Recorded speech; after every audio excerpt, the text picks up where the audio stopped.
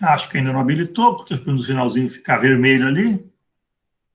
Eu nunca sei se já está gravando ou não, mas vamos esperar. Está demorando mais do que o Já normal. está gravando, professor. Agora sim, agora eu estou recebendo só de gravação. Bom, pessoal, boa tarde. Então, vamos lá à nossa live hoje sobre a primeira aula de resistores, justamente código de cores. Então, deixa eu só passar uma geral aí da aula. Então, qual foi a ideia? A minha ideia foi discutir resistores, mesclando com uma revisão de experimental 1, médias, desvios, incertezas, revisão para alguns, acho que outros para aprender de vez. Então, uma maneira de relembrar, para engrenar a parte importante do laboratório, tratando um problema, vamos dizer assim, não vou dizer real, mas realista.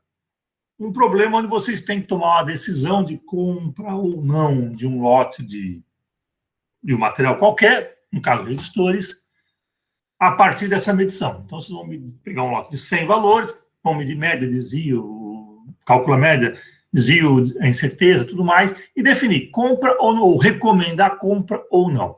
Então, a ideia foi trazer um problema factível, um problema normal, problema de controle de qualidade, um problema de departamento de compras, problema você tem que tomar uma decisão com base nessa estatística básica. Só estou falando em média, incerteza e ponto final. Nada mais do que isso. Então, vai ser bem simples.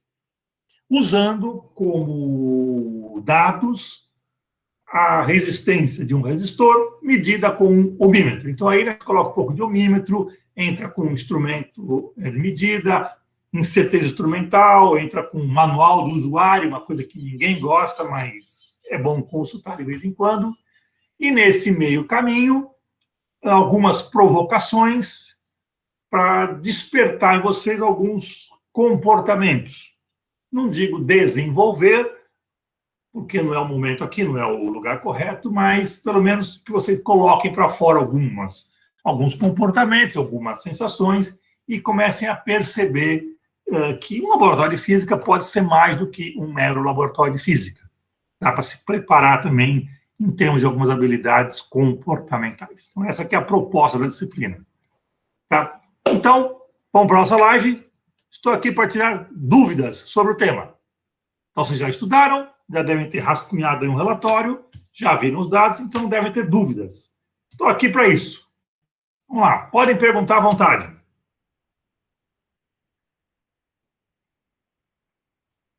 Ô, Zacarias, só uma coisa, tem alguma coisa relacionada a... Por exemplo, se eu quero perguntar, eu já posso perguntar ou tem que levantar a mão alguma coisa? Não, pergunta direto. Se ninguém estiver falando, à vontade. Certo. Abre a câmera se quiser. Eu quero saber uma coisa só. Eu tenho uma tolerância que é me dada quando eu tenho um resistor qualquer. Eu posso calcular a partir de uma amostra uma taxa... Não é taxa. Uma incerteza relativa experimental. Essa incerteza, se eu fizer a proporção nela na intolerância, com a tolerância, tem alguma coisa relacionada com quais resistores que não servem para o que eu quero ou não? Pera, eu não entendi o finalzinho da pergunta. Se você, então, comparar a incerteza experimental com a tolerância, se isso te dá alguma informação A útil. relativa. Isso, se dá alguma informação Relativa, dividir uma útil. pela outra? Isso, dividir uma pela outra. Não, dividir uma pela outra, você vai dividir, vamos dizer, no caso do resistor, a incerteza está expressa em ohms. Sim. Você pode colocar a incerteza também em porcentagem. E dividir a tolerância, que geralmente está em porcentagem. Vai dar um número adimensional. O que vai falar? Que a tolerância é maior ou menor, muitas vezes, da incerteza. Só isso. Tá? Não parece uma coisa muito interessante. O que é interessante observar é comparar as duas. Nesse experimento, vocês devem ter calculado aí uma incerteza experimental de em torno de 1%. E o fabricante anunciou uma tolerância de 5%. Então, vamos lá. Esse 5% do fabricante, 5, 10, 1, 2, 0,5%, reflete como o resistor foi feito, o processo, o tipo de fabricação, e quão bom é o fabricante para fabricar aquele resistor naquele processo. Então, ele te vende um com 5% de tolerância. Aí você pega esse aí, mede e fala, nossa, só que só tem 1% de incerteza. Dá a impressão de que o fabricante é capaz de produzir um negócio bom, com mais ou menos 1%, porém ele te informa, te vende e te cobra como se fosse vamos dizer assim, de 5%. Poxa, como engenheiro, como, sei lá, um cara de venda, isso deve ser uma loucura. Se você é capaz de produzir um resistor bom, de 1%, por que você não vende, então, como 1% e não como 5%? Por que você é maluco de produzir um negócio bom e vender e anunciá-lo como se ele tivesse baixa qualidade? Eu não sei se isso incomodou a vocês. Espero que sim, porque essa era a ideia. Uma das. Então, repara, como o Pedro falou, ao comparar o 1% com 5%, essa diferença, essa qualidade, deveria suscitar alguma dúvida, algum questionamento. Porque um cara que é capaz de fazer um negócio bom, vende ele como se fosse não tão bom assim. Isso é muito estranho.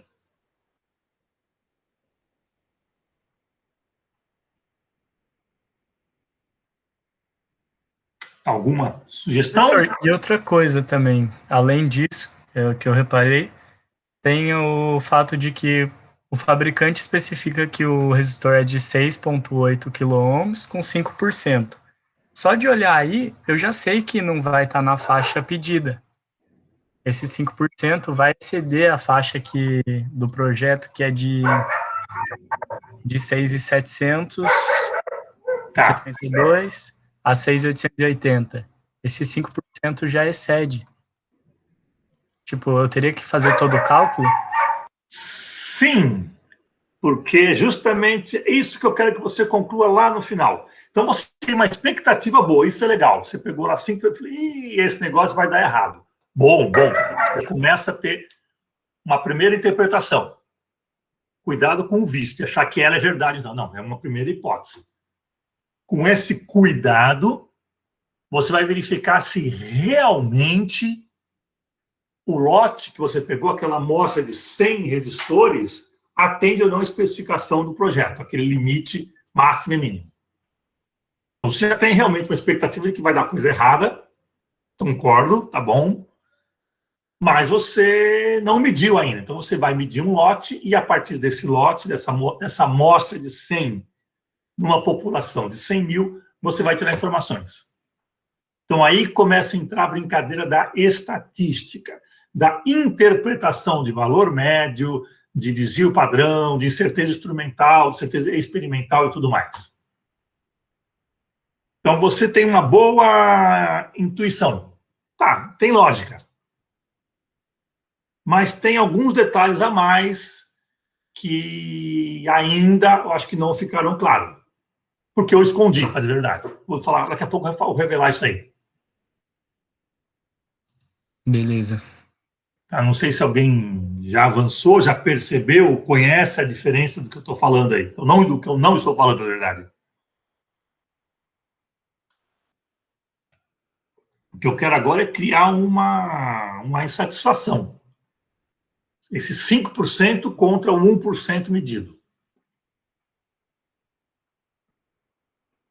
Mas aí você quer que a gente responda alguma coisa ou algo parecido ou não? Só que a gente fique insatisfeito? Primeiro que perceba. Já é um bom sinal.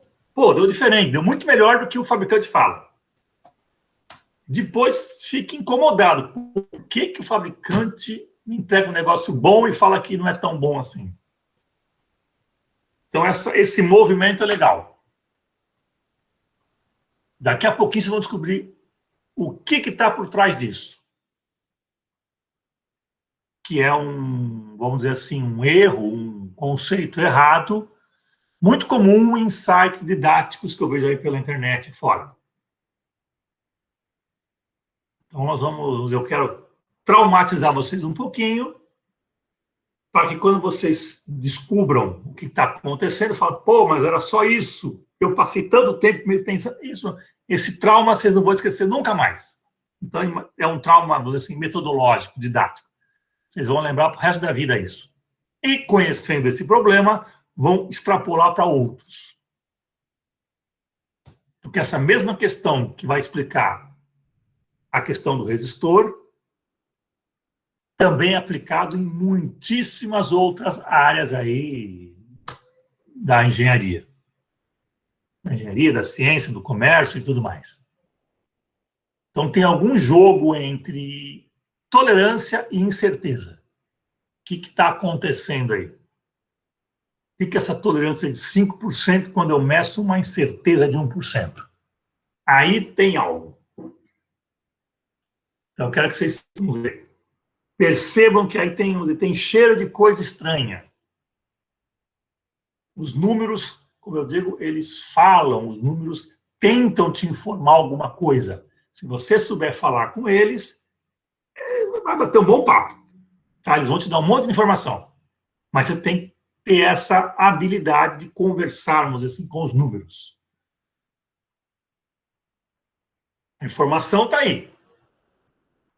Você conseguir enxergar, precisa de um detalhe, que eu omiti de propósito. Daqui a pouco vai ser revelado, não se preocupe. Ô, professor, outra coisa. Quando eu pego aquela amostra, para eu comparar quais que estão fora, eu tenho que comparar um por um, ou eu posso levar em conta direto a média e daí eu uso a incerteza e já vejo qual porcentagem que está fora do intervalo e qual que está dentro? Tá, lembra então que a estatística é essa arte de trabalhar, vamos dizer, com probabilidades. Qual a probabilidade desse lote de 100 valores? Quantos deles estão dentro de um intervalo ou quantos estão fora do intervalo? Então aí começa o que significa o valor médio, o que significa o desvio, o que significa a variância, o que significa o desvio padrão, que é importante, o que significa a incerteza instrumental e o que significa a incerteza experimental. Como interpretar esses valores? Quando você fala assim, 6,82 mais ou menos 0,04, sei lá, ohms, no caso, quilo-ohm. O que significa esse tanto mais ou menos tanto? Então, a interpretação disso vai fazer o que você falou, opa, com esses números, eu já espero que tantos resistores estejam fora da especificação. É claro que essa análise que eu estou sugerindo, ela fica mais forte se os dados seguem uma distribuição normal. O que é isso?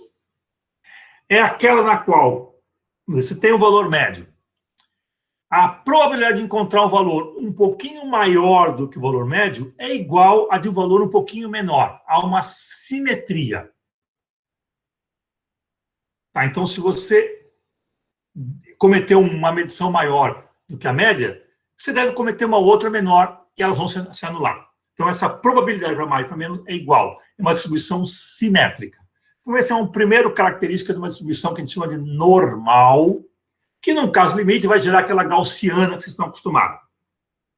Mas nem tudo segue distribuição normal. Hoje eu comentei com vocês acho que a questão da vacina, da dose da Coronavac, que estão falando que está rendendo menos. Eu mandei um áudio, não mandei? Então, se você usa uma seringa de 5 ml, o pessoal tem um vício de pegar um pouquinho mais. Então, eles só erram para mais, e não para menos. Então, é óbvio que observou-se que, em média, faltaram doses naquele frasco. Então, não foi uma distribuição, não é que alguns foram para mais, alguns foram para menos. Tá? Houve um vício de sempre para mais. Então, não é uma distribuição simétrica. Então, é outra estatística. Então, vamos nos limitar ainda aqui a uma distribuição normal, ou vamos pensar como distribuição normal. Porque ela permite interpretar desvio padrão e tudo mais. Então, a partir desta interpretação, você pode falar, com esse número, tantos resistores já estão fora. não quero saber deles. Então, agora, precisamos conhecer um pouco de estatística. Ainda aqui nessa disciplina, estou falando de estatística básica, normal, tudo mais. Mas já aviso que existem outras estatísticas muito mais sofisticadas, ou não, sofisticadas não, para usar em outros métodos, outros contextos, que não são métodos. Então, o pessoal da produção vai adorar fazer o curso de estatística, porque vai ver distribuições de um monte de jeito, vão ter que tomar decisões, vão ter que interpretar. E o pessoal da civil também vai ter que ler um pouquinho de estatística, porque tudo tem um certo limite de segurança. Felizmente, as normas técnicas concebem esses intervalos. Você tem margem de segurança para um monte de coisa. Então, o que significa esse intervalo? 6,82 mais ou menos 0,4, se não me engano, quiloohm. O que significa? O que está dentro, o que está fora? Se é que essa pergunta faz sentido? Tá, faz sentido, sim. Então, como interpretar?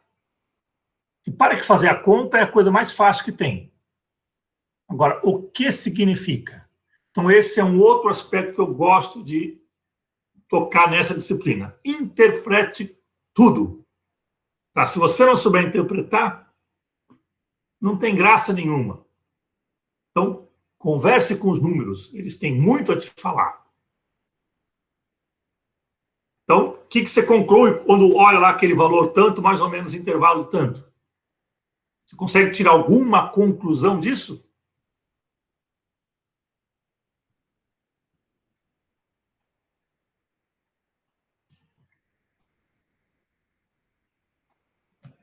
Vocês têm condições de concluir.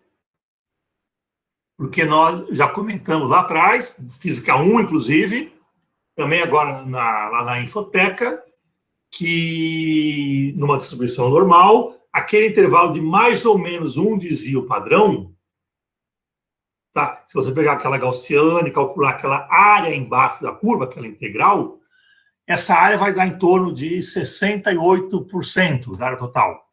Ou seja, de um lote de 100 peças, você espera que 2/3, números redondos, tá? Redondos não, mais fácil. 2/3 esteja dentro do intervalo mais ou menos um desvio padrão. Vamos botar assim, 70%. E os outros 30%? Bom, estão fora, então. Deve ter 15% além da média mais um desvio e outros 15% além ou aquém do média menos desvio padrão. Então, essa interpretação você já tem. E podem usá-la para definir, vou recomendar ou não a compra desse lote. Porque vocês mediram o valor médio, calcularam o desvio, calcularam a certeza e tudo mais. Então, essa informação é dada. Você tem essa informação que vem do fabricante, tal valor 68 vezes 10 ao quadrado, 5%. Você tem a informação do projeto, olha, nós queremos esse intervalo, não quero nem mais nem menos, não quero fazer recall, eu quero só isso, esse intervalo. E tem a informação do que vocês mediram, aquele lote de 100 valores, chegou a um valor médio, uma certeza experimental. Agora, junta isso e fala, bom, com base nisso, minha recomendação é sugerir ou não a compra desse lote. Então, agora vamos argumentar em cima desses valores. Não é sua opinião, simplesmente. Eu quero falar de coisas de interpretação. Então, é aí que vem a ideia de esprema os dados, ou converse com os dados, tire informação deles, para tomar uma decisão baseada em algo. Vocês têm todas essas informações na mão. Falta agora, talvez, um pouco de coragem. Ou montar uma argumentação que fala, não, eu vou recomendar, por isso eu vou vetar a compra, ou recomendar que não compre, por aquilo. Então, essa que é a ideia dessa aula. Então, eu acho que é um problema bastante aplicado, bastante, vamos dizer assim, real. Troque resistor por outra coisa, por saco de cimento, especificação do ferro na construção, por produção de não sei o quê, e aí pronto, a ideia é a mesma. Estamos usando uma estatística simples ainda. Os dados estão disponíveis, agora quero o seu parecer. O que faremos? Vamos recomendar ou não essa compra?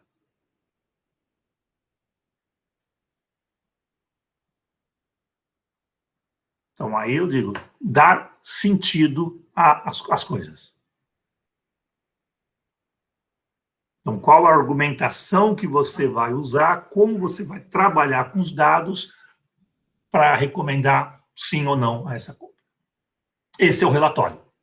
Relatório conciso, curto.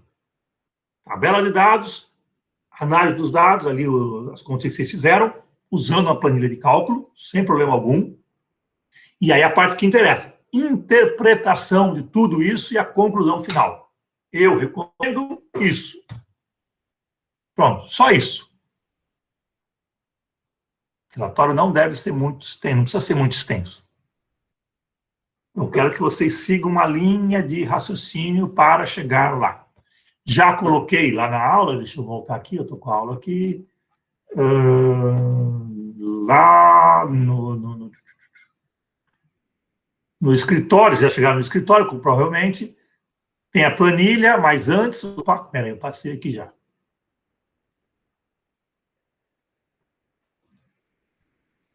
No laboratório, eu dei algumas dicas de como deveria ser aí o relatório. Já comecei a botar algumas sugestões que seria interessante observar. Então está meio distribuído. Apresentei um modelinho antigo, que não é muito bom, mas ele é bem curtinho. Não é para usar os 100 valores, não usar aqueles 10 lá, não. Tá? Mas é só para mostrar que pode ser curtinho. Está aqui os dados, está aqui os cálculos, significa isso, isso, isso, eu posso analisar esse outro termo, posso fazer esse outro gráfico, posso fazer não sei o quê, e estou vendo isso por causa disso, e vou concluir isso. Pronto. Não precisa complicar muito. O relatório só não é mais curto porque tem 100 dados naquela tabela. E acho legal colocar a tabela para vocês verem que ela tem que ter uma certa ordem, uma certa lógica. Vamos dizer, você tem que olhar para a tabela e enxergar o que é dado, o que foi medido, o que foi calculado, alguma coisa assim. Tem mais, então, brincar com cores, com negrito, não, alguma coisa assim, com fonte. Essa parte estética também é importante. Quando alguém bate o olho e fala, opa, já estou vendo um monte de coisa aqui, deixa eu ver o que é isso. Já percebeu que existe uma hierarquia de informações. Isso é importante. Então, é isso que vocês vão praticar durante toda a disciplina.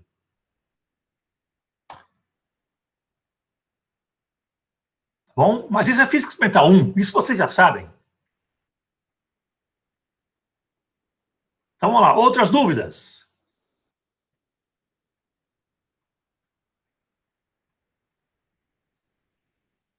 Muitas dúvidas surgiram lá na cafeteria. Gostei das perguntas, tá? Cadê ela aqui?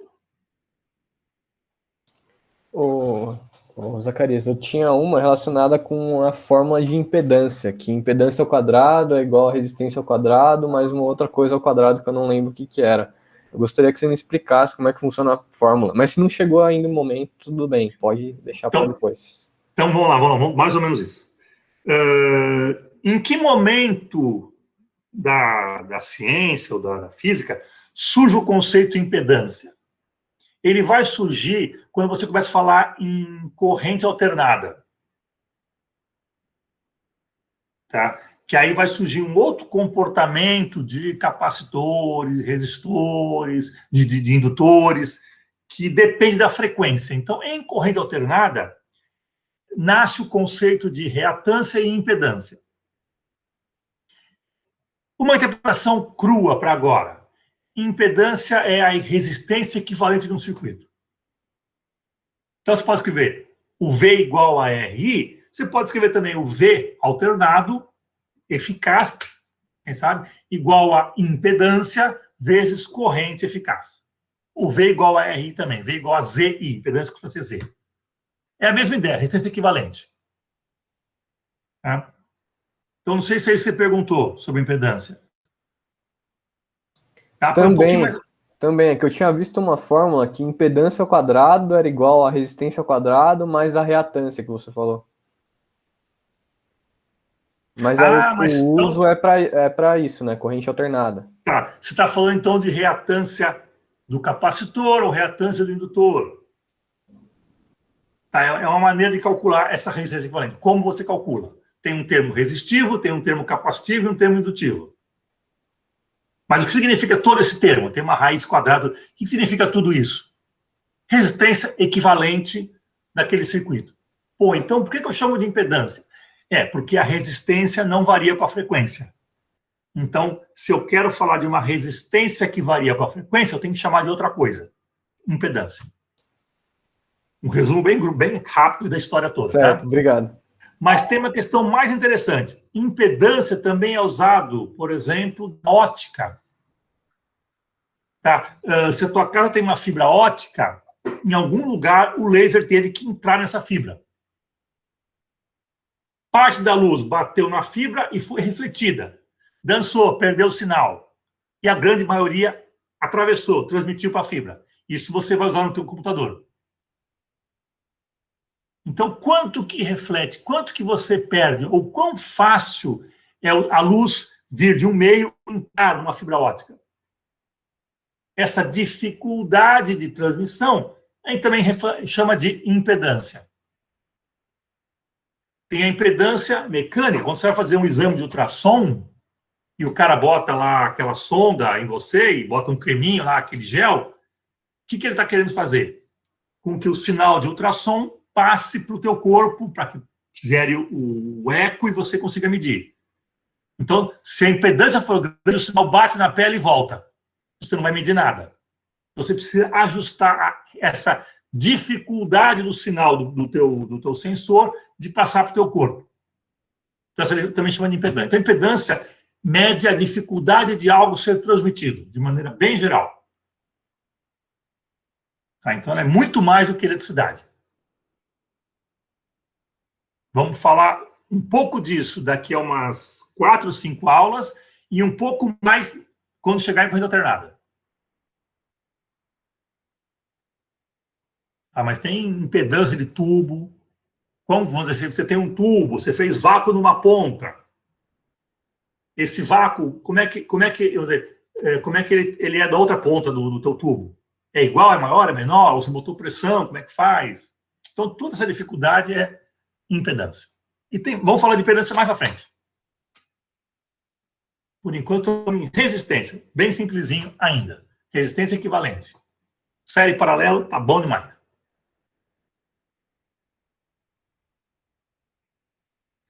O que mais? E dúvidas?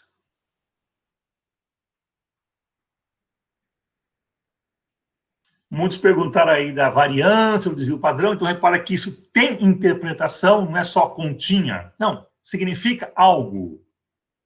A variância significa algo que não é numérico, mas não está na mesma grandeza, na mesma unidade da sua grandeza. Então, como vamos dizer, alguém consegue ficar aí 1 segundo ao quadrado sem respirar? Perguntas que não faz nem sentido, porque eu não sei o que é 1 segundo ao quadrado. A variância tem essa unidade. Segundo eu sei, segundo ao quadrado eu não sei o que significa. Então, muitos perguntaram sobre a variância, acho que discutiram bastante coisa aqui, então tem bastante perguntinha aí no fórum, gostei.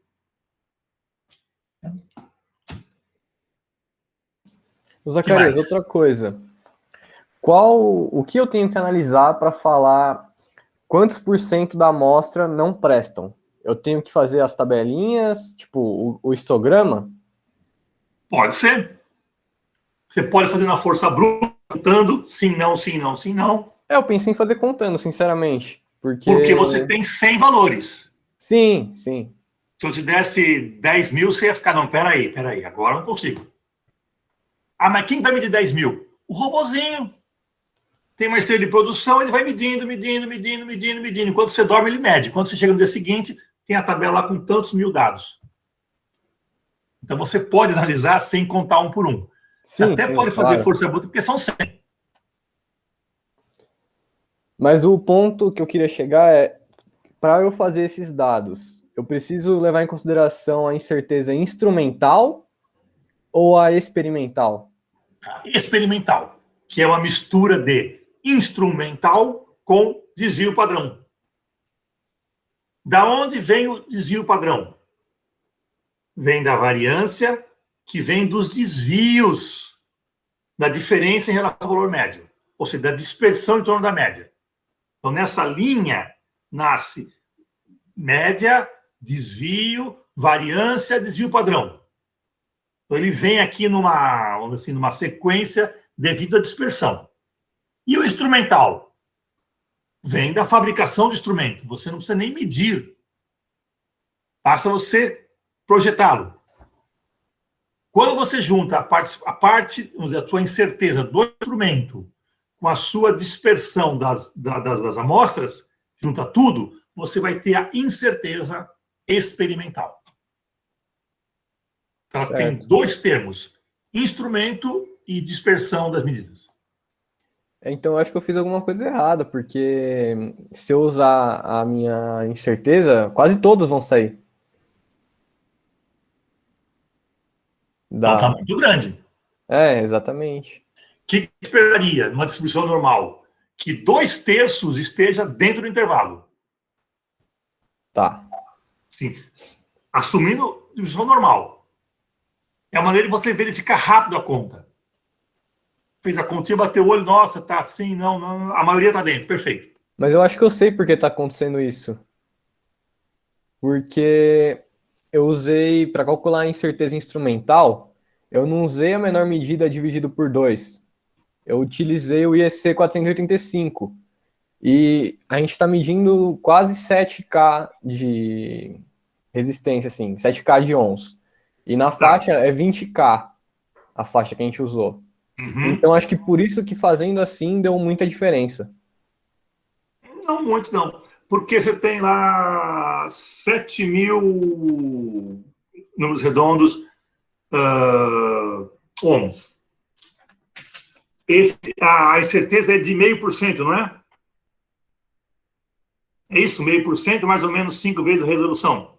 É 0,8%. 0,8%. Então, 0,08. Isso aí vai dar 54. A resolução quanto que era? Você lembra de cabeça? Era 0,010K ohm. Vezes 5. Isso, vezes 5. Isso. Então, 50. Vou botar aqui mais 50. Então, você vai ter aí, grosseiramente, números redondos. 7.000 ou 6.800, mais ou menos 100. Então, vamos acertar isso aí. 6,80 e alguma coisa, 80, poxa, tá 2, mais ou menos 0,1. 100 Certo. ohms. Sim. Tá? Mas vamos lá, tem um detalhe interessante aí. Isso é a incerteza de uma medida, mas você fez 100 valores. Quanto mais você mede a mesma coisa, mais informações você tem sobre essa dispersão, essa possibilidade de valores que ela pode assumir. Então, quanto mais você mede, mais informação você tem, mais você, vamos dizer, é capaz de definir qual que é o valor ou quão bom é aquele valor médio. Se você olhar, acho que na Infoteca, eu tenho lá o cálculo do valor da incerteza de uma média, que é o desvio padrão. Agora que você falou, eu lembrei. Por raiz de N. Raiz de N, raiz de 100 é 10. 10, é. Então cai em 10 vezes já isso aí. Tá? Porque você não mediu uma vez, você mediu um monte de vezes. Isso te dá mais confiança. Fala, não, o meu valor médio realmente é esse, é o valor verdadeiro, eu espero fortemente que seja esse. Porque você não está baseado em uma opinião, está baseado em 100 opiniões. Opiniões não, 100 medições. Sabe aquilo da margem de erro da eleição? Toda eleição fala, tá, a margem de erro é tal, e foram entrevistados tantas pessoas. Se você aumenta o número de pessoas, o número de medições, tua margem diminui. Então é aquele fator 1 sobre raiz de n. Professor, no caso, a gente pegou de uma amostra de 100 mil resistores, a gente pegou 0,1%, a gente pegou 100 resistores. Então, é difícil, né, de falar. Sim, isso agora é outra questão que eu coloquei para provocar vocês, mas foge, acho que um pouquinho da nossa disciplina. Que significa o seguinte: a tua população é de 100 mil resistores e você entrevistou apenas 100.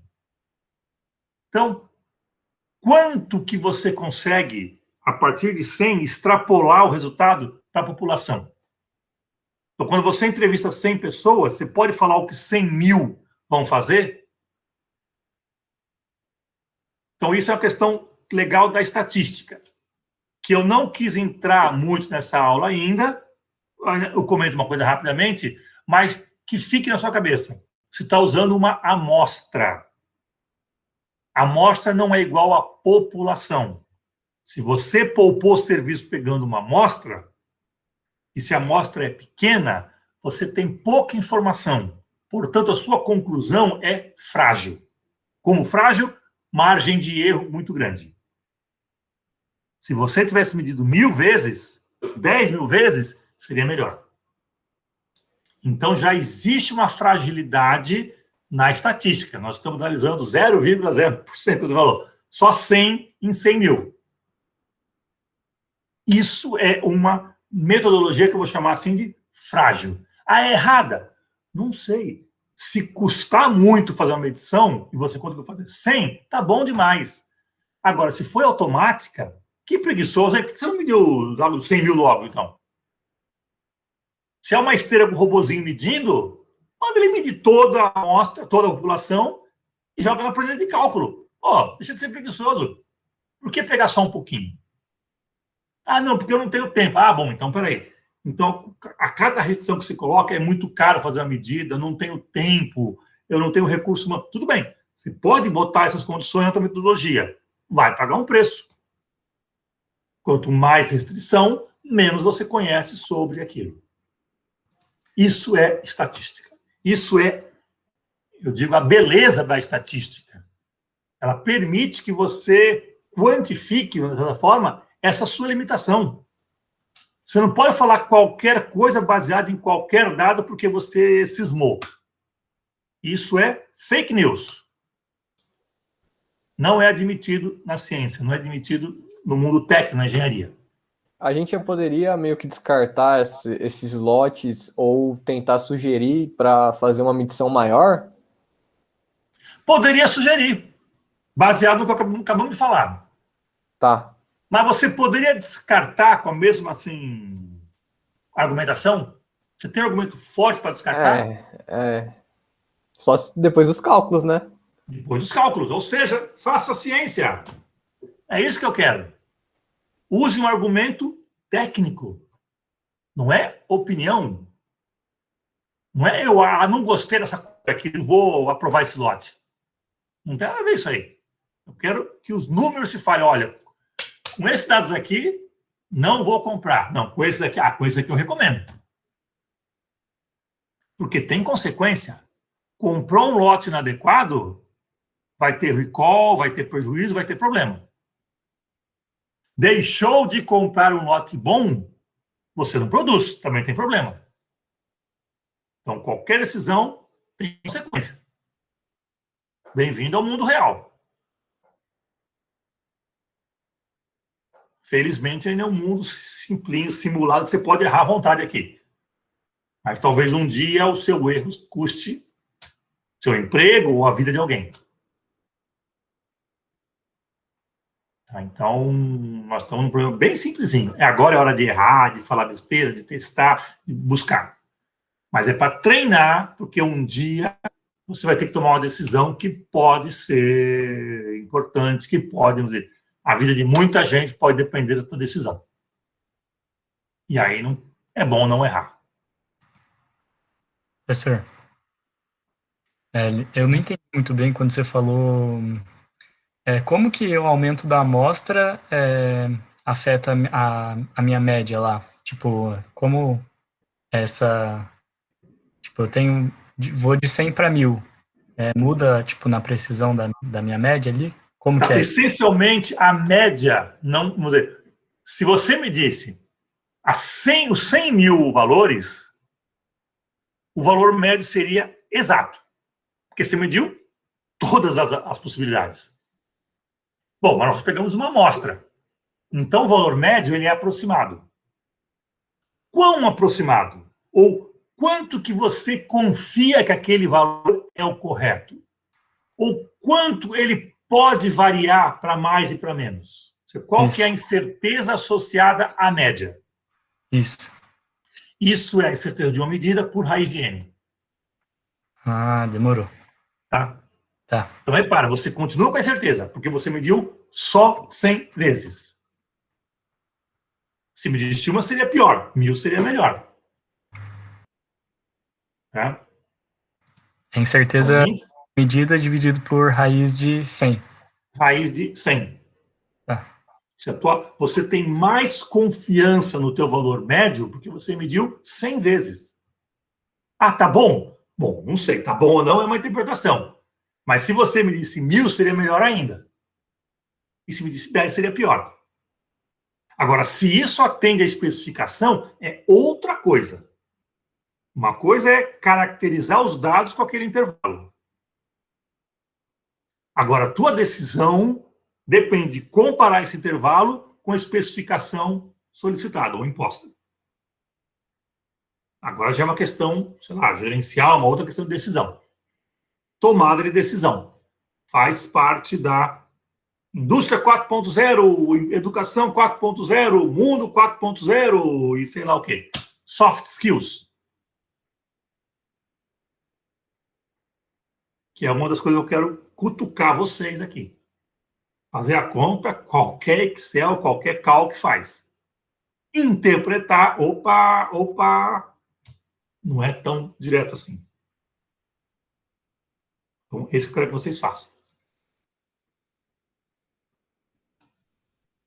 Ok?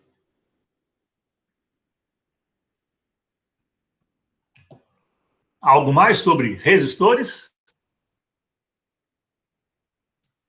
Acho que por hoje minhas dúvidas acabaram. Por hoje. Ou por enquanto. Por enquanto. Daqui a pouco vai ter mais algumas. Ainda bem. Faz parte da vida. Ficarei contente se tiver outras. Tudo bem, pessoal? Não, professor, só quero confirmar uma coisa. Eu calculei incerteza, mas aí eu vou ter que colocar em outra fórmula, que é uma que faz a incerteza da média? Espera aí que faltou palavras aí, Joana. Vamos lá. Eu não sei formular a pergunta. É que a gente tá, em algum momento atrás, você estava falando da incerteza, que acho que deu 0,1. Tá, essa é de uma medida. Isso. Tá, então, se você medir uma vez, deu, por exemplo, 6,8 mais ou menos 0,1, acabou. Mas você mediu 100 vezes, pô. Você tem mais informação. Você conversou mais com o fenômeno. Então, sua incerteza diminuiu. De quanto? De 1 sobre raiz de n. Esse é o desvio padrão da média. Ah, tá. Entendi. Tá bom? Então, você vai reduzir isso aí. Tá? E fazer uma boa pergunta também faz parte das soft skills. Comunicação, indústria 4.0, educação 4.0, mundo 4.0. Exige que você faça uma pergunta clara para que a pessoa entenda e responda. Veja só como física experimental é interessante. Um dia vocês vão agradecer. Professor? Oi, Isabela? Boa noite. Boa noite. Boa noite. Eu fiquei só com uma dúvida agora, só para confirmar.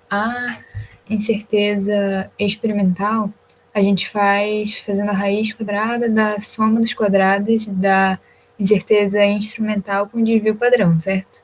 Sim. No caso, o desvio padrão da média, porque são várias medidas.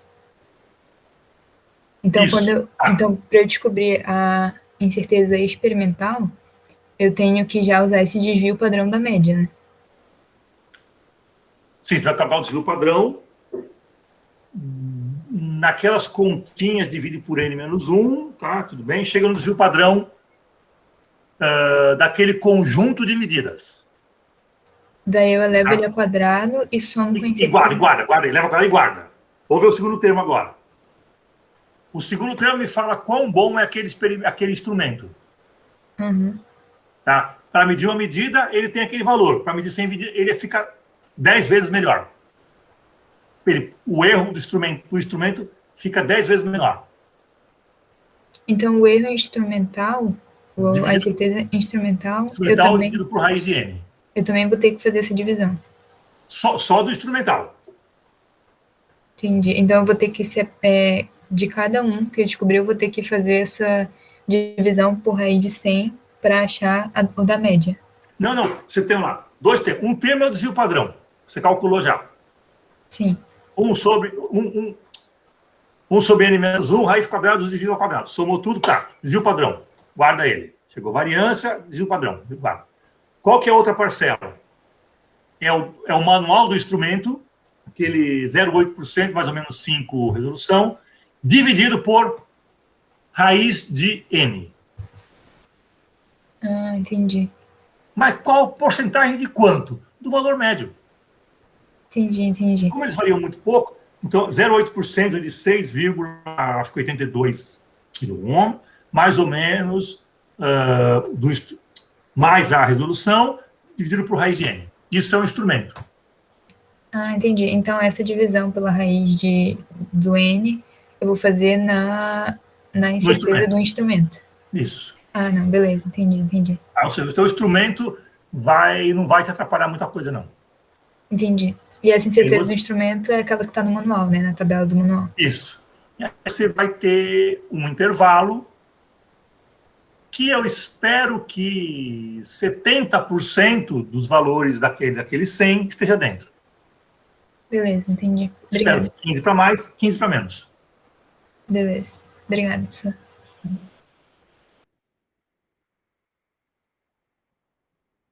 Tudo bem, pessoal? Professor, eu queria tirar uma última dúvida. Eu cheguei um pouquinho atrasado, mas era em relação ao termo que fica em cima da raiz de n. Esse dado a gente tira normalmente dentro do própria lei do manual, certo? Que é aquele 0,8% mais o display. Perfeito, Isso. era isso. Porque você tem o manual, e você sabe ler manual, e você entende o manual. E se você não usar o manual? Você vai ter que usar algum critério para estimar. Uhum. Um deles é a metade da menor divisão. Ok, perfeito. Que é o que eu usei para falar um pouquinho da vacina, da seringa. Sim. Tá? Por quê? Porque eu não tenho o manual da seringa. Então, eu falei, deve ser mais ou menos isso. Que é o que quando você visualmente puxa lá o êmbolo, você tem um tracinho aqui e um aqui, ó. Tá mais perto desse, ou tá no meio. Pronto. É isso que deve ter feito o enfermeiro. Uhum. E, por segurança, sempre puxou um pouquinho mais para que não falte. Então, deu uma dose um pouquinho maior. Quanto? Um pouquinho, algo em torno de metade da menor divisão. Certo, entendi. E aí você explica que as 10 doses, só o frasquinho que tinha 11 doses com sobra, só tinha 9. Uhum. E por isso a necessidade de usar até uma agulha menor, né? Para você conseguir limitar esse erro do excesso. Sim, porque dentro da agulha fica um líquido residual. O que ficou lá não foi para a pessoa. Então, quanto menor esse fator. Veja que é interessante, não é só espetar ou não, há toda uma maneira de fazer bem feita. Então, vocês, como engenheiro, na hora de fazer uma especificação, precisam conhecer todo o problema para poder, olha, eu vou comprar esse tipo de seringa, esse tipo de agulha, e treinar os funcionários para fazer esse tipo de serviço. Pronto. Aí precisa comprar a vacina depois, claro. Tudo mais precisa comprar. Mas repara que é todo um planejamento fundamental. Baseado não em ideologia, mas baseado em fatos. Uhum. Tá? Justo. Então, eu estou falando Obrigado, de coisas... professor. Entendi. Bom? Professor, acabei de dividir aqui por raiz de N minha incerteza instrumental e mudou o relatório inteiro. Agora o negócio está dentro da faixa. O meu também. Então, vocês vão comprar o lote? Recomenda a compra? Ainda não. Eu ainda não Ainda fiz não. Então, tá bom. Então, vamos pensar Eu mais ainda aí. não fiz aquela análise que eu falei para você que eu ia fazer Tudo bem. de quem tá para cima, quem tá para baixo. Ótimo. Essa análise é fundamental. Só que eu tô pensando o melhor jeito de eu fazer, porque eu quero que não leve tanto tempo para eu poder fazer para, sei lá, N repetições, mas eu também quero que seja bem formulado. Que Você já passou de PC? bonito. Tudo bem, não. Você está subindo a escala, realmente. Você não está só colecionando dados. Você já está analisando, tomando decisão, já está subindo aí a hierarquia do conhecimento, vamos dizer assim. E acho que até está pensando já em automatizar o sistema, pelo que eu entendi aí. E se o N aumenta, se não sei o quê, ou seja, já está começando a pensar de outra forma, está até extrapolando já um pouquinho. Ótimo. Faz parte, é isso mesmo. Nesse caso particular, a gente pode imaginar um monte de coisa. Eu usei resistores porque a aula é sobre resistores. Eu tinha que falar um pouco de resistores, senão não tinha graça, né? Se fosse aula sobre parafuso, eu falaria de parafuso. A ideia é exatamente a mesma. Bom, pessoal.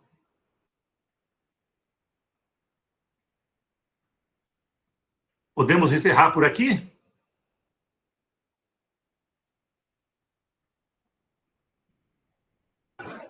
Acredito que sim, tudo já é para mim. Então, pessoal, vou encerrar aqui a live, então vou fechar a gravação. Obrigado aí pela participação e estou parando.